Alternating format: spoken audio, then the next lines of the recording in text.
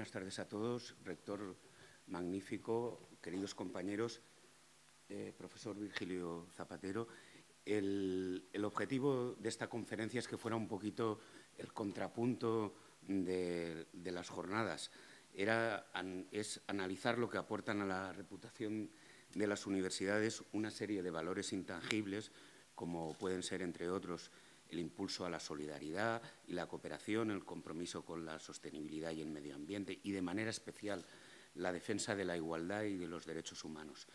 Para este tema contamos con la generosa colaboración del profesor Virgilio Zapatero, al que presentaré muy rápidamente porque es muy conocido por todos vosotros. Es doctor en Derecho por la Universidad Complutense de Madrid. Inició su carrera profesional junto al profesor Elías Díaz, que fue su director de tesis, y también con Gregorio Peces Barba, que creo que son las dos grandes figuras de la filosofía del derecho en España durante el siglo XX y lo que llevamos del XXI. Estudió en Francia y en Alemania, ha ejercido durante 3 décadas la docencia como catedrático de Filosofía del Derecho Moral y Política en la Universidad de Alcalá de Henares, de la que fue rector. Es miembro de la Fundación Pablo Iglesias, fue miembro de las Cortes Constituyentes, secretario de Estado de 1982 al 83 y, posteriormente, ministro de Relaciones con las Cortes.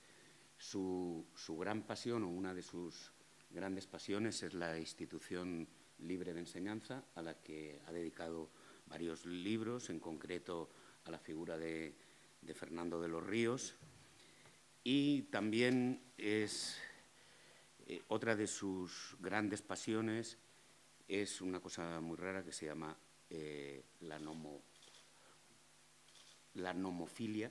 Le hubiera gustado pertenecer al Club de los Nomófilos, que en mi enciclopédica ignorancia, pero un poco documentada, he podido averiguar que era un club de revolucionarios que se reunían en la iglesia de Saint-Antoine en París y cuyo objetivo era desarrollar el arte del buen legislar, puesto que no lo consideraban la legislación como una técnica, sino como un arte.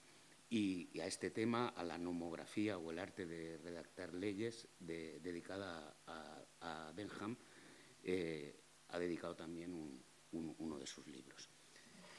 He dicho que me parecía relevante el que pudiéramos hablar también de otros valores, y porque siempre pensamos que estamos en tiempos muy difíciles y esos valores no están precisamente muy de moda, pero me he llevado la agradable sorpresa de que Universia, en una encuesta que está mandando a toda la comunidad universitaria, en 2 de las preguntas se plantea, dice, del siguiente conjunto de objetivos, ¿cuál cree que debería ser prioritario para su universidad? Y en segundo lugar y en tercero, bueno, total, que junto a cosas que son las más comunes, como formar buenos profesionales, buenos investigadores, ciudadanos, también habla, o una de las posibilidades es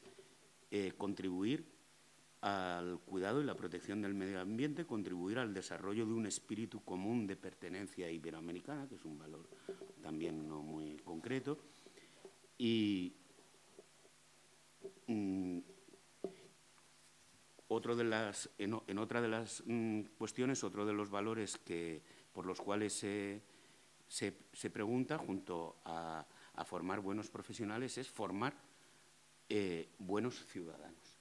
Entonces, algo de esperanza hay cuando al menos se pregunta por ello. Bueno, no me voy a alargar más porque lo importante es que oigamos al profesor Virgilio Zapatero, por lo tanto, cuanto antes. Muchas gracias, Peris.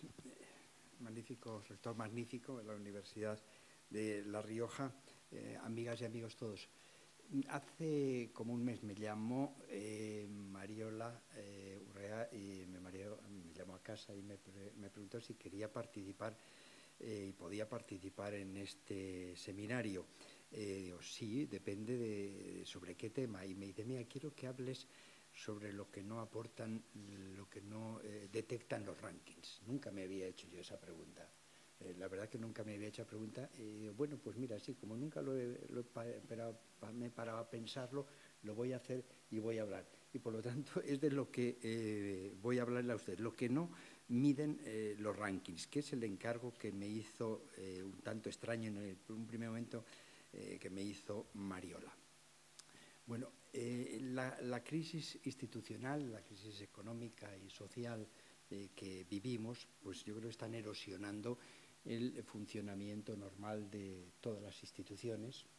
Están creando una cierta desconfianza también hacia el futuro, están desestabilizando muchas cosas. No hay realmente una institución que se libre de este cuestionamiento, tanto la administración central como las administraciones autonómicas, las administraciones locales, todo tipo de órganos e instituciones, partidos, sindicatos, asociaciones empresariales, están en estos momentos en el ojo del huracán con muestras por parte de los ciudadanos claras de desconfianza, cuando no de abierto cuestionamiento. La universidad es una de las instituciones mejor valoradas todavía, y aunque no se libra de algunas críticas, es verdad que es una de las más valoradas, y a pesar de todo yo creo que esto no debería ser motivo para no adoptar todos nosotros los universitarios una actitud de clara y profunda reforma de las propias universidades. Y el primer problema que siempre nos enfrentamos cuando se habla de reformar las universidades es el sentido de una eventual reforma. ¿Por dónde tendríamos que reformarlas? Y de un tiempo a esta parte se suele ser habitual en España referirse a los rankings universitarios. Y normalmente nos referimos a los rankings universitarios para lamentar que ninguna universidad española ocupe un puesto relevante en los mismos. Esto ya viene a ser casi un tópico, y este dato se presenta como una prueba o pretendida prueba de un mal funcionamiento, una defectuosa aportación de las universidades al desarrollo económico y social de nuestro país. Y yo creo que también contribuye a espesar aún más ese clima de pesimismo 98ista que recorre en nuestros momentos todo el país. Yo creo que no son pocos, desde luego, quienes consideran que esto de los rankings es una herramienta idónea para evaluar la aportación de las universidades al desarrollo de sus respectivas sociedades. Y desde luego que nadie con un mínimo espíritu crítico puede dejar o dejará de aceptar que los rankings son positivos. O sea, los rankings nos fijan objetivos, nos demuestran debilidades que tenemos las propias universidades, nos ayudan a establecer nuestras estrategias de reforma, y creo que en este sentido son muy positivos. Lo que yo cuestiono es que sean los únicos criterios que tenemos que tener para valorar el desempeño de las universidades. Porque para valorar bien el desempeño de nuestras universidades, yo creo que es preciso tener muy claro desde el primer momento cuál es la misión de las universidades. Si no tenemos claro cuál es la misión de las universidades, difícilmente podremos valorar si están cumpliendo o no su tarea. Y por eso yo creo que lo primero que hace es responder a la pregunta que ya se hiciera en 1930, Ortega y Gasset, ¿para qué existe, está y tiene que seguir existiendo las universidades? Si no tenemos clara la respuesta a esta cuestión, podremos hablar de ranking, de lo que quiera, pero difícilmente podemos tener claro cuál es el objetivo al que nos tenemos que dirigir.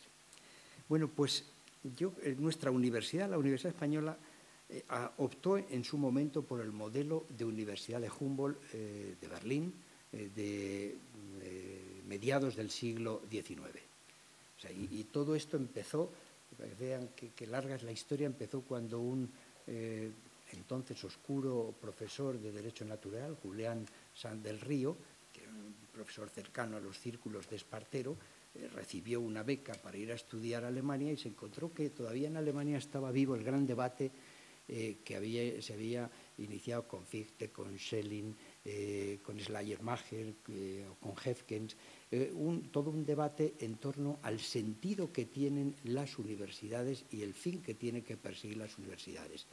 Y lo que allí, a la conclusión a la que se llegaba, había unas conclusiones de metodología muy importantes, de otro tipo de metodología, no a la universidad memorística, no a la universidad de pruebas, continuas pruebas, etcétera, pero en lo que estaban de acuerdo todos ellos, y es el espíritu en el que se crea la Universidad de Berlín, es que la universidad está para dos cosas: formar profesionales e impulsar la ciencia. Esos fueron los dos objetivos. Y esta idea de universidad es la que trajeron a nuestro país los institucionistas, la institución libre de enseñanza, los hombres de la institución libre de enseñanza. Es la idea que después impregnó a los miles de jóvenes que la Junta para Ampliación de Estudio a partir de 1907 comenzó a enviar a estudiar por toda Europa, fundamentalmente a Alemania. Es esta también la idea que después, tan pronto como tuvieron ocasión, trataron de llevarla al boletín oficial del Estado desde el Gobierno de la República a dos ministros, como era Marcelino Domingo o Fernando Los Ríos. Y ellos añadieron una tercera función. Los institucionistas, un poco copiando de la institución universitaria de Oviedo, añadieron una nueva función. Junto a formar profesionales e impulsar la ciencia, la extensión universitaria.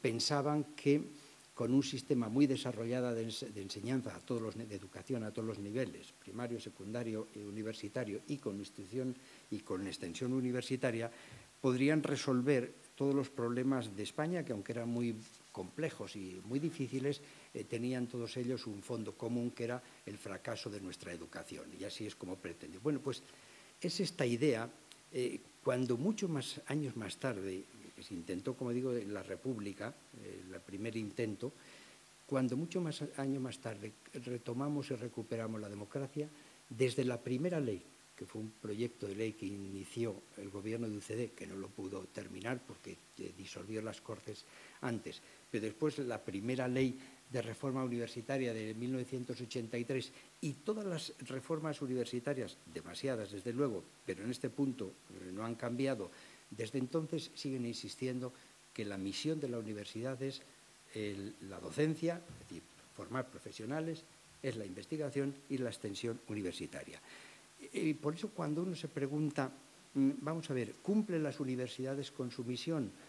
Depende cuál entendamos que es su misión, depende qué es lo que definamos como qué es el objetivo de la universidad. Y de esto es de lo que nos tenemos que examinar las universidades, si hemos formado profesionales, si hemos hecho avanzar la ciencia en nuestro país y si hemos logrado una extensión de la mejor cultura de nuestro tiempo a nuestro entorno.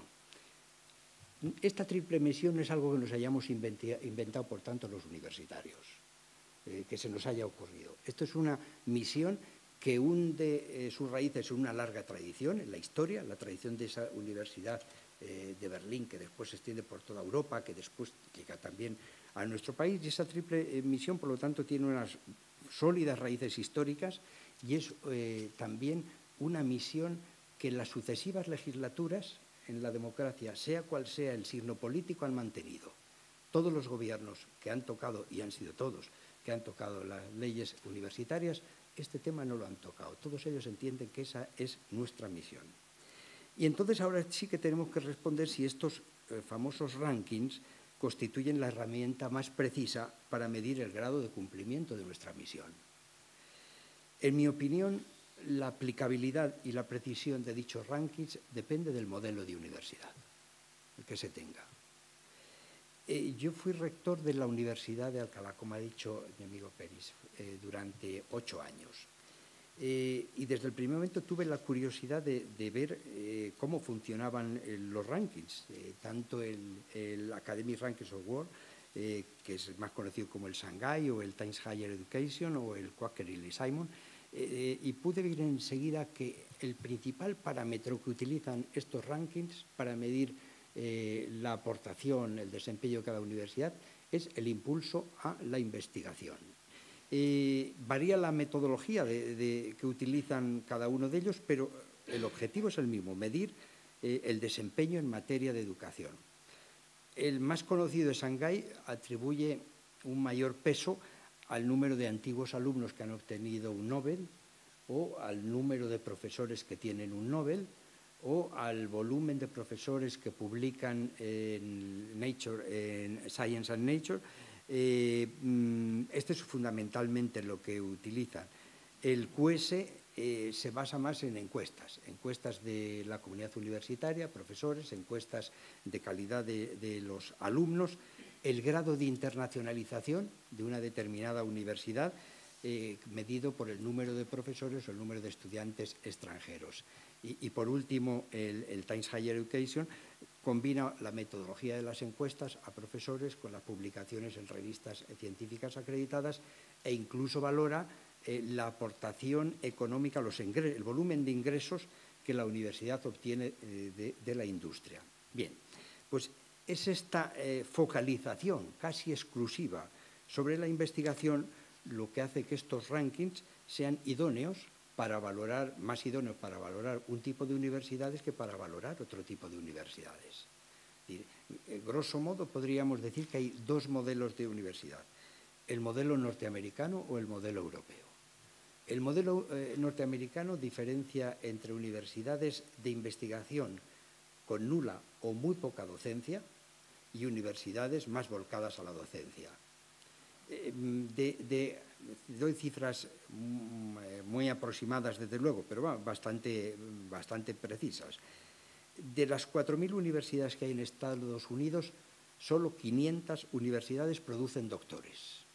El resto de las universidades no tienen programas de doctorado. Y 125 universidades son centros pura y exclusivamente de investigación. Cualquiera de los rankings que se utilice, el QS o el de Shanghái o el T, cualquiera de esas rankings pues le va como un guante a una mano, perfecto, porque son universidades fundamentalmente dedicadas a la investigación. Pero es que en Europa se ha seguido otro modelo, y no lo valoro ahora en estos momentos. Se ha seguido otro modelo, que es el modelo de Humboldt, de una universidad que hace docencia, pero al mismo tiempo hace investigación, y por eso la aplicabilidad de los rankings es más limitada. Desde luego que yo no dudo en absoluto, y además los defiendo, la utilidad de estos rankings, de unos rankings basados en este tipo de parámetros. Pero sí que dudo que sirvan para valorar adecuadamente el cumplimiento de la misión que las universidades españolas y en general las universidades europeas tienen. Con lo cual, antes de ponernos a ensalzar o a condenar inmediatamente los rankings, pues yo creo que es mejor que antes respondamos a la pregunta de ¿para qué queremos la universidad? O sea, lo que decía Ortega, ¿para qué existe? ¿Para qué ha existido? Existe y tiene que existir la universidad. Y la respuesta puede ser distinta. Y según demos esa respuesta, diremos que los rankings son este tipo de rankings son más o menos útiles. Por ejemplo, si llegamos a la conclusión, que no es descabellada, si llegamos a la conclusión de que habría que diferenciar entre universidades de investigación y universidades más, no digo solo, pero digo más conectadas con la docencia, y aplicáramos las medidas correspondientes que se deducen de esto, yo les aseguro que en muy pocos años España tendría unas cuantas universidades, podría colocar unas cuantas universidades en lugares relevantes del ranking. Basta con diferenciar entre universidades centradas en la investigación y universidades más docentes. Ahora, si optamos por mantener el actual modelo, que se sigue en Europa, con todas las reformas que hay que hacer, que yo creo que son muchas en nuestras universidades, pues si aceptamos el actual modelo, pues es mejor que demos prisa a la Unión Europea para que la Comisión haga, como había dicho, que iba a sacar adelante unos nuevos parámetros para medir los rankings de desempeño de las universidades europeas. Porque, concluyo esta parte, los rankings son útiles, sin duda alguna, pero son mucho más útiles para universidades, determinado tipo de universidades anglosajonas, que para nosotros. Para valorar lo que hacemos, desde luego que muchas de las cosas que hacemos no entran en la consideración de estos rankings. Por eso, en el tiempo que me resta, que seré breve, quiero entrar nada más en la consideración de algo que hacemos y que no figura en los rankings, y de lo que yo creo que podemos y debemos estar orgullosos, y que significa un desempeño realmente útil de las universidades. Les insistía cómo la historia y la tradición y nuestra legislación viene diciendo que nuestra misión es triple: es docencia, es investigación y es extensión universitaria. Y yo creo que conviene tener siempre a la vista este objetivo, esta triple misión, porque si no caemos por prurito de modernidad o esnovismo en la tentación de articular soluciones milagreras que no tienen que ver ni con lo que es nuestra universidad, ni para lo que se ha creado nuestra universidad, ni cuál es el objetivo de nuestras universidades. De luego no voy a referirme aquí al desempeño de nuestras universidades en materia de investigación y de lo mucho que queda por hacer. Si entre la Unión Europea y Estados Unidos se ha abierto una brecha muy grande en materia de investigación, los Estados Unidos dedican más o menos aproximadamente el 3%. La Unión Europea dedica también aproximadamente el 2%. Ahí hay una brecha importante. Pero es que la brecha se convierte en un auténtico abismo cuando pensamos cuánto dedica nuestro país a investigación, que no llega al 1%. Y si no hay financiación en materia de investigación, es difícil que podamos crecer de verdad en investigación, en I+D+I. Y aunque la insuficiente ciencia que se hace en España se hace fundamentalmente en las universidades. Es poca todavía, pero se hace en las universidades. Y sí creo que nos queda mucho camino por hacer, por andar, y que todavía lo que llamaban los hombres de la institución la moral de la ciencia no ha aprendido en nuestro país de una forma fuerte. Y desde luego también creo que las últimas medidas que se están tomando en la materia pues amenazan con apagar los últimos rescoldos. Pero en fin, este es un tema para otro día. Yo lo quería hablarles, como les decía, en lo que me queda, de lo que no miden los rankings, pero sí que estamos haciendo. Primero, la generalización de la enseñanza superior. Esto no lo miden los rankings. La educación, decía Giner de los Ríos, es siempre imagen de la sociedad, de su sociedad, cuyos hombres forma. Es y vale en cada tiempo, decía don Francisco, lo que le permite el ideal y el estado de la sociedad. En otros términos, tenemos la universidad que corresponde con nuestras aspiraciones y con nuestras posibilidades y con nuestros recursos, los recursos que dedicamos a la misma. Y la aspiración de la Universidad Española, cuando salía de la democracia, en la década de los 70, es que quería una universidad accesible a la inmensa mayoría de los ciudadanos. Querían educación, había hambre de universidad en España. Y los datos no pueden ser más elocuentes. En 1970, doy la cifra que yo terminé en la carrera en la Universidad Complutense, en 1970 la cifra de estudiantes universitarios en España era de 330.000 estudiantes universitarios, 330.000. Eran los alumnos que terminamos ese año. En 1978, el año que aprobamos la Constitución, eran 697.000. Y en el curso 1997-1998, España llegó a tener 1.632.573 estudiantes universitarios. Es decir, en solo 3 décadas se había producido la gran transformación de todo nuestro sistema universitario, que pasa de ser un sistema elitista en el que estudiábamos unos pocos, muy pocos, y excluidos una inmensa mayoría de ciudadanos. Y aunque la cifra, que también es un motivo de reflexión, desgraciadamente ha caído, y estamos ahora, este año me parece, el rector me corregirá, un poco más del 1 millón de estudiantes en toda España, a pesar de todo el avance en estos años de lo que se ha supuesto la generalización de la enseñanza superior es impresionante.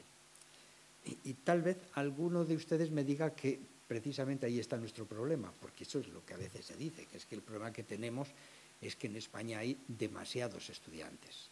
Y yo creo que no es así. Yo creo que confundimos las cosas. Yo creo que necesitamos mejorar y muy profundamente la calidad de la enseñanza. Por supuesto que sí, pero todavía no hemos tocado techo en cuanto al número de estudiantes que España tenía que tener. En España, el 53% de los jóvenes accedieron, 53% de los jóvenes, una cifra importante, de los jóvenes accedieron a la educación superior en el 2011. El 53% de los jóvenes. Dirán ustedes, muchísimos. Yo digo, muchos, desde luego. Pero es que la media de la Unión Europea 21 es el 59% de los jóvenes estudiando en la universidad. Y la media de los países de la OCDE es el 60% de los jóvenes estudiando en la universidad. No tenemos demasiados jóvenes. Tenemos que mejorar la calidad, pero todavía no tenemos, si nos queremos comparar con los países, la media de la Unión Europea o la media de la OCDE, todavía hay un recorrido, todavía hay en cuanto a el número de estudiantes que deberían tener las universidades españolas. La recuperación de la democracia en España ha hecho posible un crecimiento espectacular en el número de universitarios. Y esto no lo miden los rankings. Esto no lo miden los rankings. Un efecto derivado de esta generalización de la enseñanza universitaria es que yo creo que tenemos una sociedad más igualitaria, más equitativa. Cualquier teoría de la justicia tiene que plantearse siempre la cuestión de cómo repartir los bienes escasos. Y en concreto los bienes básicos primarios, y uno de los bienes básicos primarios siempre se ha entendido que es la educación. Nadie, desde luego, pone en duda que el principal ascensor social de una sociedad es la educación, que el primer vehículo que acelera la movilidad social es la educación. Cualquier sociedad que consiga que la educación en todos sus niveles sea accesible a todos es una sociedad mucho más justa que otra universidad en la que esto no se siga, no se generalice esta educación. Y yo creo que una sociedad como la nuestra, en la que el 53% de sus jóvenes tienen ya a su alcance un puesto escolar de educación superior, pues es mucho más justa que la sociedad en la que yo me eduqué, en la universidad en la que yo me eduqué, donde una ínfima minoría, o bien porque tenían recursos sus padres, o bien porque podíamos acceder, como era mi caso, a las pocas becas que había, pues podíamos estudiar. Aquella sociedad era más injusta, desde luego, que la nuestra. En 1986 se levantó en Nueva York la Estatua de la Libertad y, desde luego, nadie se ha atrevido en ningún país a hacer una estatua de la igualdad. Pero si hubiera que hacer una estatua de la igualdad, yo la representaría, desde luego, en un maestro, porque creo que la educación es el motor más fuerte de igualdad en cualquier sociedad. Y esto lo tenemos que tener como una de las aportaciones de nuestra universidad. Por lo tanto, yo creo que generalización de la enseñanza superior, no lo miden los rankings. Una sociedad más igualitaria, más equitativa, no lo miden los rankings. Y tampoco miden los rankings algo que es el objetivo de la universidad, que es formar buenos profesionales. Decía Giner de los Ríos que la misión del docente, decía él, era educar la cabeza, el corazón y la mano. Decía, la cabeza es a través de la investigación, la ciencia, el corazón era la educación de los sentimientos y la mano era que el objetivo de la educación era proporcionar a nuestros jóvenes una profesión, un oficio, que todo joven fuera, decía él, self-supporting. Bueno, y de esto es lo que se ha ocupado la universidad al proporcionar una profesión titulada a millones de españoles. Luego no hay que hablar en estos temas de oídas y por ocurrencias, sino que hay que acudir siempre a datos, y los datos son objetivos. En el 2011, de acuerdo con la OCDE, el 29% de los españoles entre 25 y 64 años eran titulados superiores.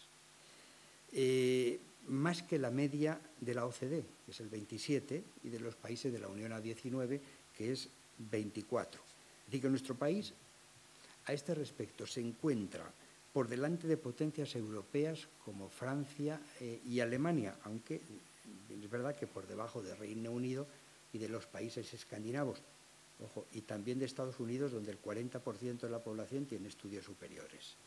Es decir, que la Universidad Española ha cumplido con creces su misión de preparar profesionales en número y yo creo que en calidad. Son profesionales salidos los de nuestras universidades los que han diseñado y llevado a cabo las carreteras, las autopistas, las grandes comunicaciones de nuestro país, los que atienden nuestro sistema, excelente sistema público de salud, en fin, los que han dado un gran impulso al desarrollo de España. Y la universidad ha hecho esto posible sacando miles y miles de médicos, de ingenieros, de abogados, de economistas, de enfermeras, etcétera, etcétera.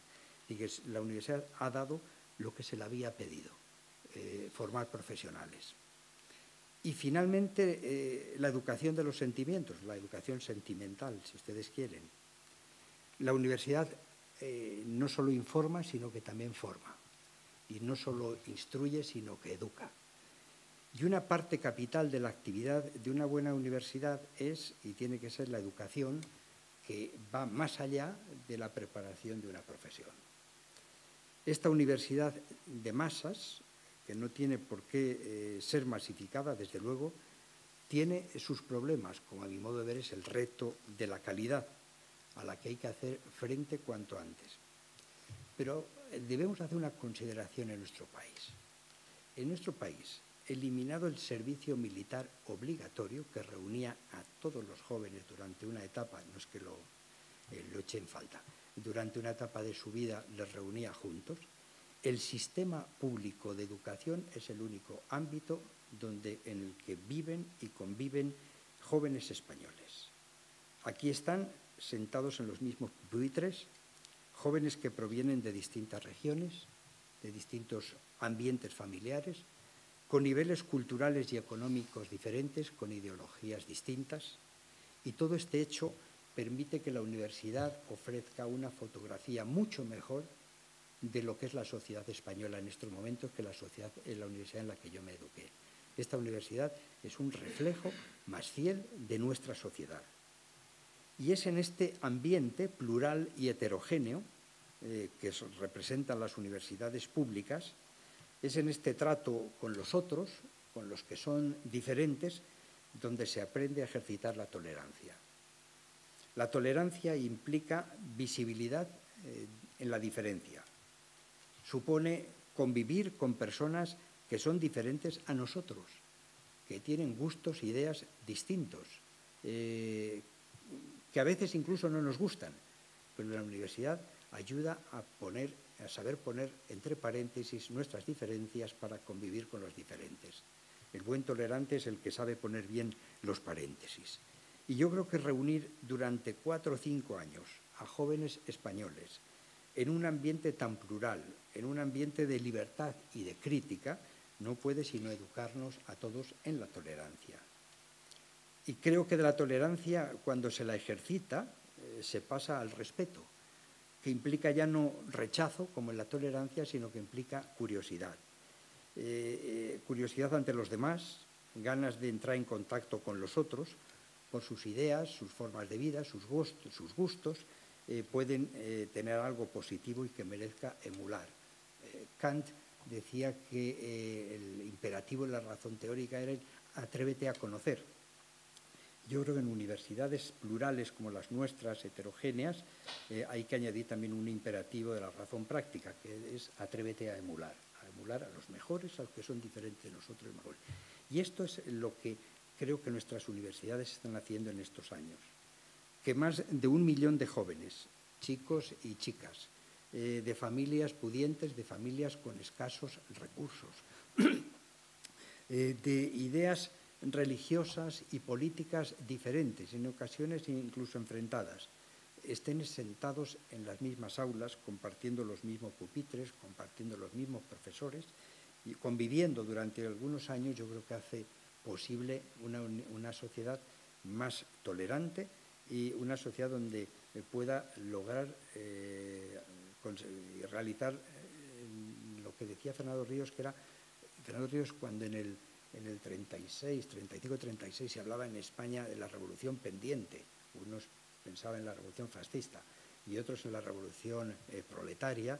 Fernando Ríos iba por los pueblos en la última campaña de la República del 36, iba diciendo, no, no, no se equivoquemos, aquí en España la única revolución pendiente es la del respeto.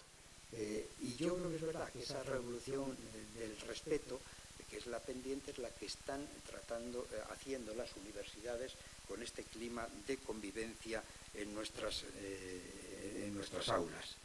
Es decir, que cuando uno quiere saber qué es lo que es el desempeño de nuestras universidades, tiene que mirar claramente cuál es su misión.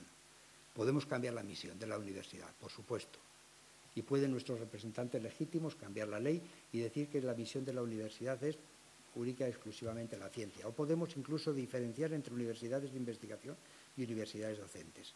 Pero si mantenemos el modelo, que es una hipótesis, y hacemos unas universidades que son, en la tradición de Humboldt, docentes e investigadoras, los rankings que tenemos no nos sirven para medirlo porque hay otras cosas que hacemos que no lo miden.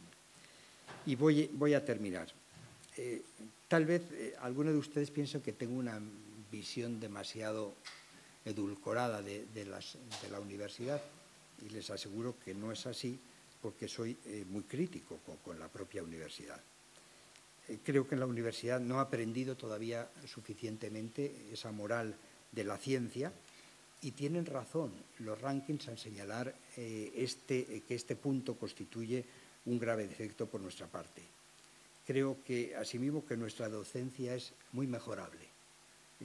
Nos ocupamos muy poco de lo que es la educación liberal, que no es solamente educar profesionales, sino que también es educar ciudadanos, y de eso la universidad, pues la verdad es que no hace todavía todo lo que tenía que hacer.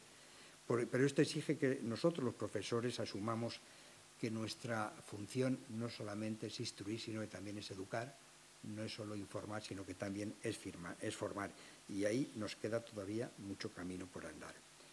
Creo que, como puso de relieve la comisión de expertos nombrada en su día, aquí está una de sus representantes, las universidades están dotadas de un mal sistema de gobierno. Y ese sistema de gobierno dificulta enormemente los cambios que necesitamos. Creo también que los continuos cambios legislativos lo que hacen es que no permiten que germinen las reformas. No le damos tiempo a las reformas para que veamos sus efectos. Y antes de que veamos los efectos ya cambiamos la ley. Creo asimismo que necesitamos un sistema de financiación adecuado, que no es el que tenemos, y un sistema de becas más generoso que el que tenemos, y que las últimas medidas que se están adoptando en este punto suponen una clara regresión en el camino recorrido. Creo, en suma, que la universidad necesita un cambio muy profundo. Pero esta actitud de reforma de las universidades, de reforma necesaria, es perfectamente compatible con decir que la universidad ha proporcionado a la sociedad lo que la sociedad le ha pedido. Buenos profesionales, impulsar la ciencia en la medida de los recursos que teníamos y extender la cultura, la mejor cultura en el entorno. Es un momento de cambios profundos en todas las instituciones y la universidad no puede quedarse al margen. Pero en ese cambio, que exige una clara apuesta por la investigación y el desarrollo, indudablemente, no podemos perder los activos de una universidad pública para que siga siendo accesible a todos, para que forme profesionales competentes, para que eduque a buenos ciudadanos y para que a través de la extensión universitaria siga extendiendo a toda la sociedad la mejor cultura de nuestro tiempo. Esto será la misión de nuestras universidades y yo creo que esto es lo que no miden los rankings.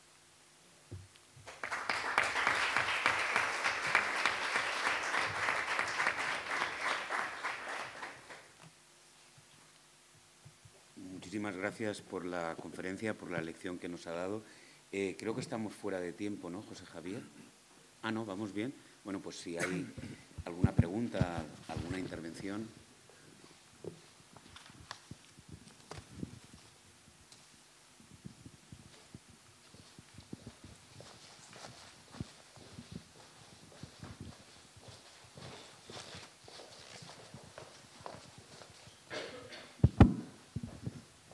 Bueno, le agradezco yo también personalmente, pero en nombre también de todos, al profesor Zapatero, que haya estado con nosotros y que haya dicho cosas tan interesantes como las que ha dicho, ¿no? Y estoy fundamentalmente de acuerdo con todo lo que ha manifestado, pero creo que también deberíamos ser un poco más realistas porque hay todavía una diferencia muy importante entre ese planteamiento ideal de a dónde nos ha llevado un aumento de la educación y luego ciertas realidades, ¿no? Yo vengo de la Universidad del País Vasco, que es una universidad que ahora está llegando, yo creo, a unos niveles de convivencia muy razonables, pero ese efecto inmediato de extensión de la educación a más gente no ha supuesto un incremento de la tolerancia. Es decir, ese, perdóneme la palabra, mecanicismo, ¿no?, entre un incremento de la educación pública y unos mayores niveles de tolerancia, más respeto a las ideas de los demás, más la existencia, no sé, en una cafetería universitaria de carteles de diferentes sensibilidades, de diferentes ideas, de diferentes opiniones, no se ha producido siempre. Y en el caso del País Vasco ha sido evidente, pero tengo la sensación de que en otros lugares, en una pequeña medida, todavía no se ha producido en esa misma circunstancia. Yo hace algunos meses leí un artículo y lamento no poder recordar quién lo hizo, porque la verdad es que la idea me impresionó, nunca lo había visto de ese modo, pero me impresionó la idea. En los últimos 10 o 15 años, en España, y personas de diferentes ideologías, no me parecen interesantes los nombres, ni siquiera mencionarlos, ni siquiera efectos decorativos. Los lugares donde ha habido gente que no ha podido hablar han sido universidades, ¿no? Y lo manifiesto así porque sé que además el profesor Zapatero lo lamenta tanto como yo. Sabemos que ha habido bastantes circunstancias con personas muy variadas en que lamentablemente en las universidades ha habido personas que no han podido hablar. Y yo creo que en ese sentido también, y en la línea de los ideales que manifestaba el profesor Zapatero, todavía nos queda mucho por recorrer, ¿no? Sí, de luego pone un caso que no conozco directamente, pero sí indirectamente, de la situación de algunas universidades de España. En concreto, indirectamente llegué a conocerlo porque uno de los profesores de la Universidad del País Vasco, algunos profesores tuvieron que pedir, comillas, en un determinado momento asilo en otras universidades españolas, que muy a gusto se lo hicimos. En concreto en nuestra universidad, en la Universidad de Alcalá, recibimos a algún profesor que se tuvo que marchar de la Universidad del País Vasco precisamente por amenazas físicas y de todo tipo. Creo que el caso que usted pone pues es verdad. Claro, yo lo único que conozco es mi universidad, o la Universidad de Almería o la Universidad Autónoma, que donde yo me he movido como profesor. Sí le puedo decir que en estas universidades yo he vivido en un clima de libertad, de crítica, de libertad de pensamiento. Creo que no hay ni un solo profesor que yo conozca en estas universidades que haya sido, en estas que digo, que haya sido, y estoy seguro que en esta ocurre igual en la de La Rioja, que haya tenido esos problemas que usted señala y que todos conocemos que han existido en algunas universidades. Pero son excepcionales en unas cuantas universidades, y yo espero que además eso sea coyuntural y que las cosas estén, por lo que yo he podido ver, que he estado varias veces últimamente allí, y las cosas están cambiando, y de lo cual nos alegramos. La universidad es un ámbito de libertad de crítica, libertad de expresión de pensamiento, libertad de producción. Sin eso la universidad muere. Eso es lo que hizo, por ejemplo, crear algo que para mí, soy muy cercano a eso, soy del patronato de la fundación de la institución libre de enseñanza, es lo que llevó a crear la institución libre de enseñanza, o sea, la negativa por el ministro Robio de la libertad de enseñanza a unos profesores. Se marcharon. Sin eso no hay universidad.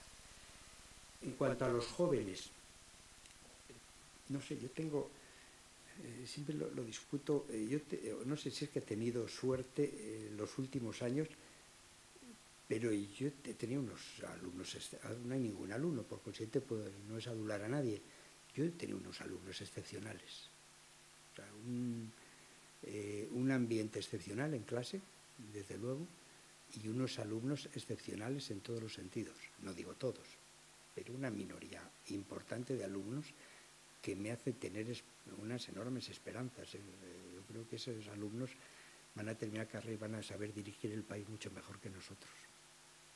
Y el ambiente es un ambiente, no sé si en Valencia, pero yo sé que en todas las universidades es un ambiente generalizado, ¿no?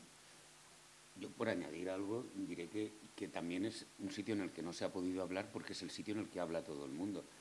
Normalmente cada uno habla en su casa, en su partido, en su club, y las universidades son un espacio común y por eso han podido darse también esas situaciones que son excepcionales. Pero bueno. Y en la medida que consigamos tener más jóvenes que hayan pasado por las universidades, tendremos una sociedad mejor. Yo creo, mejores profesionales y yo creo que más tolerantes y más respetuosos. Yo creo. No sé si es nada más que es una esperanza. Ah.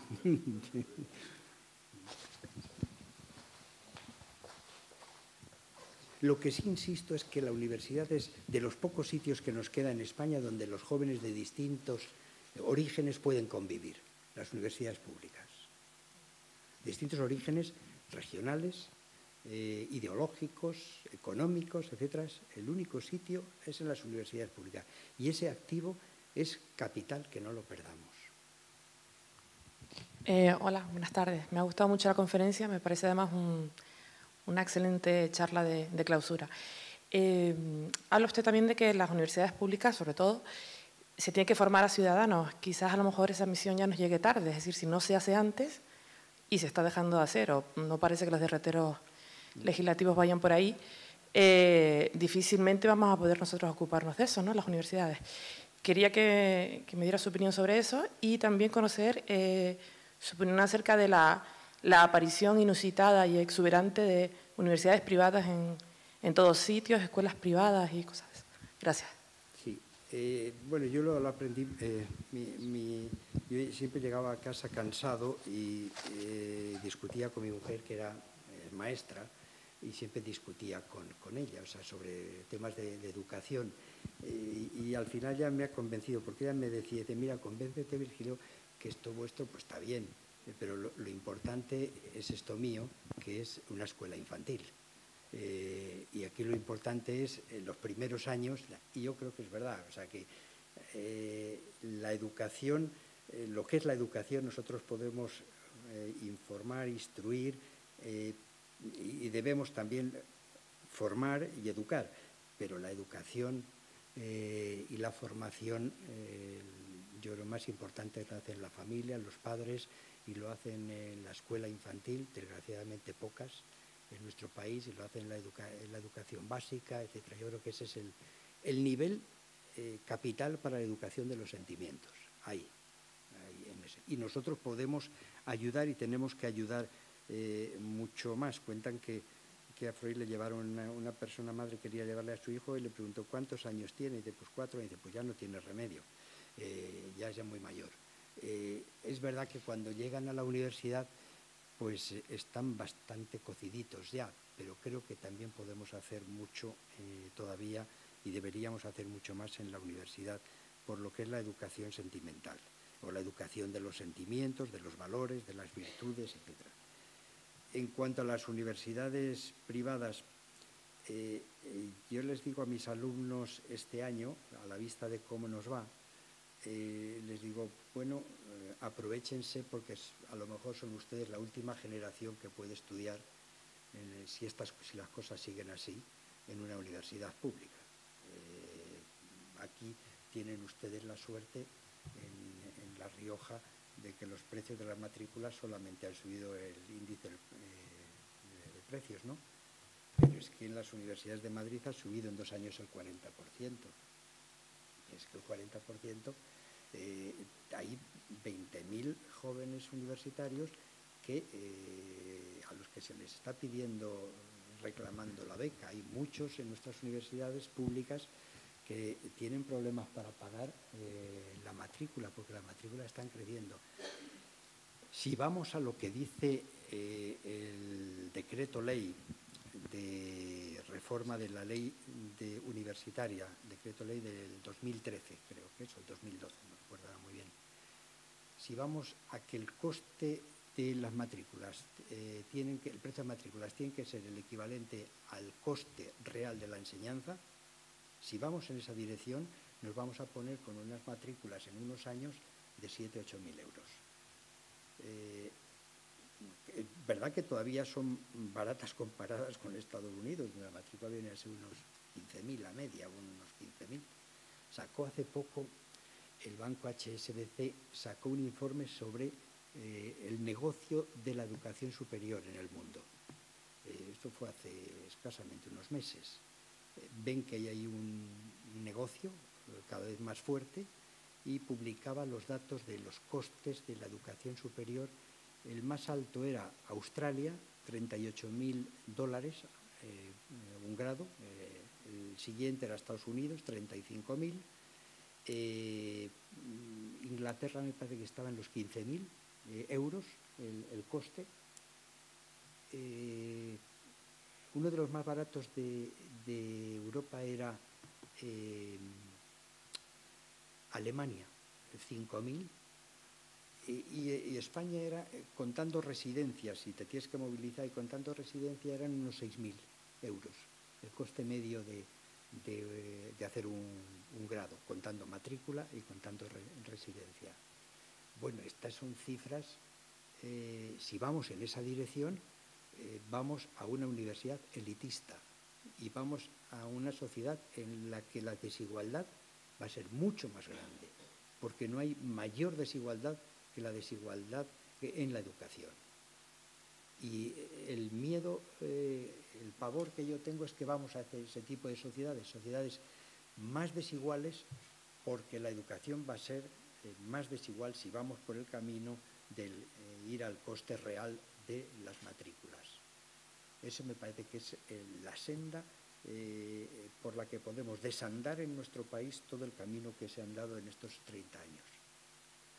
Insisto, el camino que lo han hecho unos partidos y otros. O sea, no es un tema de que si sea mejor la derecha o la izquierda, es igual. Los dos partidos hasta ahora han colaborado en la misma dirección, con sus diferencias políticas, por supuesto, pero en la misma dirección de la enseñanza pública y de cuidarla y de ayudar en este campo. Yo creo que ahora eso se está rompiendo.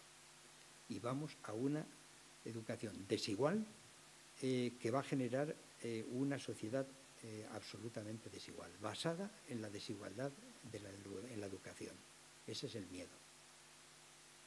¿Y qué pienso de las privadas? Para mí, desde luego, las privadas, no es que las... Fue en el gobierno en el que yo estuve, se aceptó desde luego la enseñanza privada y creo que, bueno, pues se hizo y punto, y yo estoy de acuerdo en que se acepte, ¿no?, el principio de libertad.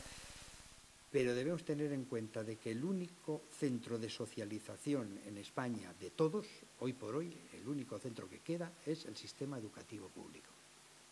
Y lo demás es otra cosa, es otra cosa. Por eso yo lo defiendo. Creo que hay una palabra más aquí. No sé si alguien más quiere pedir la palabra. Hola, buenas tardes. Yo le quería hacer una pregunta que ayer le formulé al profesor Villafaña y que dejó sin responder.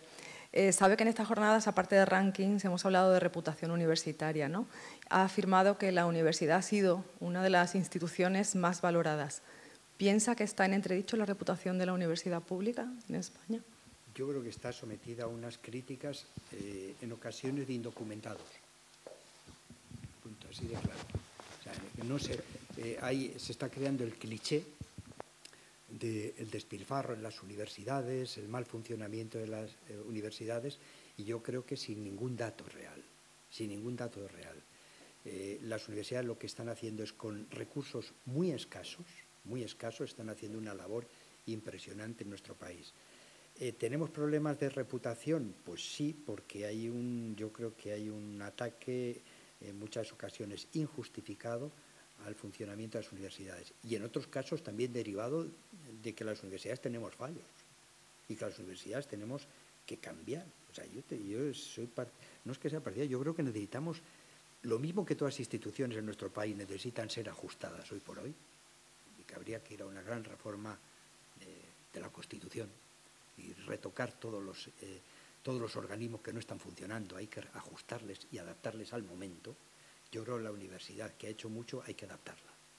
Hay que adaptarla a las nuevas necesidades, y para mí las nuevas necesidades son una apuesta más decidida por la investigación, por supuesto, y una mejora de la calidad.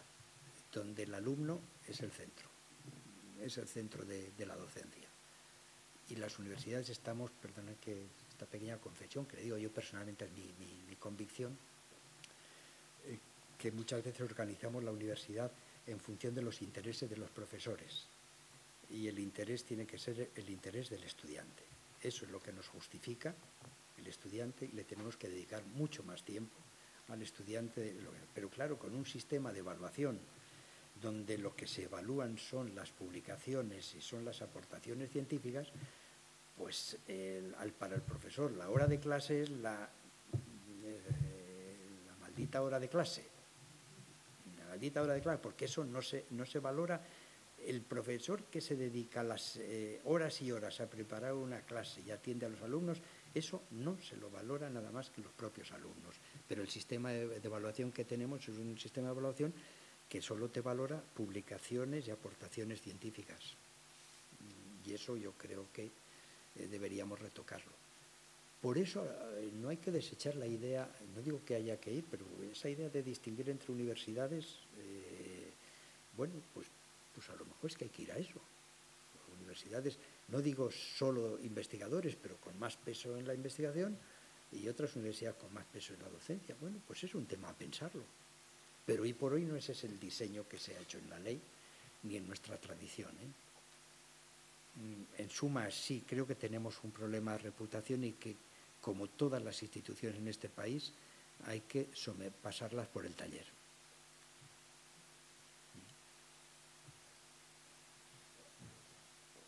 Sí, adelante. Un segundo que le facilitan el micro. Muchas gracias, ha sido un placer escucharle. No es comprensible que la experiencia con sus estudiantes sea estupenda, porque escuchándole transmite una sensación estupenda y es una sensación de tranquilidad y de formar, educar, y es una lección también de cómo podemos formar y educar a la vez en un contexto que es el que tenemos en este momento, y no dirigido a estudiantes, sino a profesionales, y por lo tanto la lección que podemos aprender va más allá de esta idea de ranking, reputación y lo que no mide. Y yo creo que es muy importante la reflexión que podemos hacer a partir de ahí, porque creo que el propio Ortega, cuando hablaba de la misión de la universidad y hablaba de esa tercera misión, hablaba también de civilización, de extensión de la civilización y del papel que desempeñan las universidades en ese sentido. Y a la luz de esta reflexión, yo creo que es importante, nos deberíamos esforzar en medir, puesto que nos piden que midamos los rendimientos sociales que se obtienen de la labor de las universidades, y ser muy conscientes de que los rankings, uno de los problemas es que están mezclando lo que podríamos llamar indicadores intermedios de indicadores que realmente miden esos rendimientos, el cumplimiento de esos objetivos finales, porque quizás el número de publicaciones o el número de alumnos por profesor o el número, aquello que podemos medir son más bien indicadores intermedios, y se está perdiendo lo que realmente cuantificaría los rendimientos sociales, o los rendimientos privados también, pero los rendimientos sociales que se obtiene del papel de la universidad y que aquí se ha expuesto de una manera tan magistral. Pues, muchas gracias. Muchas gracias, pero yo se me ocurre una pregunta. En su momento se hizo el informe, me parece que se llama Cecchini o algo así, el coste de la no Europa. Bueno, ¿cuál sería el coste de la no Universidad de La Rioja? Punto. ¿Cuál sería el coste? Habría que medirlo. O sea, cuando se habla de que hay muchas universidades en nuestro país, bueno, ¿cuál es el coste de que no hubiera universidades aquí, que no hubiera universidad en Almería, que no hubiera universidad en Huelva, que no hubiera universidad en Castilla-La Mancha? El coste de la no universidad. Punto. O sea, creo que todavía tenemos un volumen de jóvenes que deberían estar en la universidad y que no están. No es que tengamos demasiados estudiantes, nos faltan todavía un buen número de estudiantes, de jóvenes que tendrían que pasar por las universidades todavía. Necesitamos más universidad, no menos. más universidad. Y el tema de la reflexión de los costes, claro, o sea, ¿cuál es la aportación de la universidad? Pues ¿cuál es la aportación de la Universidad de La Rioja al desarrollo social, cultural y económico de La Rioja? Punto. Cuando se habla de lo que cuesta esta universidad, si es que se habla. Seguro que es mucho más lo que ha aportado que lo que ha costado. Y le diría lo mismo de mi universidad, de la Universidad de Alcalá.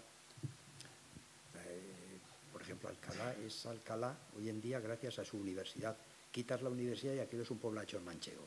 Muy bonito, porque es muy antiguo, pero es un poblachón manchego si quitas la universidad. Y sin embargo, si tienes la universidad, tienes un desarrollo cultural y un desarrollo social que sin universidad no tendrías. Y esto no lo mide ningún ranking. Por eso insisto, lo que hay que tener claro es sencillamente cuál es la misión de la universidad. Si no se tiene claro cuál es la misión de la universidad, la discusión sobre los rankings es una discusión equivocada. O sea, pongámonos primero de acuerdo en si mantenemos que la universidad, y esa es una decisión social, puesto que proviene de la historia, pero también de nuestros representantes. Si mantiene nuestro representante en el artículo primero de la Ley de Reforma de Universidades, si mantiene el artículo primero que la misión de la universidad es la docencia, la investigación y la extensión cultural, examínenme de eso. Y si no, cambien ustedes la misión y me digan que la misión de la universidad es nada más que la investigación, punto. Y aplico todos mis recursos en la dirección que me están indicando. Pero si usted me dice que la docencia... Y lo que tendríamos las universidades es que estar también más orgullosos, tema reputación, de lo que estamos haciendo, de lo que hacemos bien y críticos con lo que hacemos mal, que también son muchas cosas, claro. Bueno, muchas gracias, profesor Zapatero. Creo que ha sido una magnífica conferencia de clausura que nos ha dado argumentos de profundidad sobre la superficialidad que en algunas ocasiones tienen los rankings.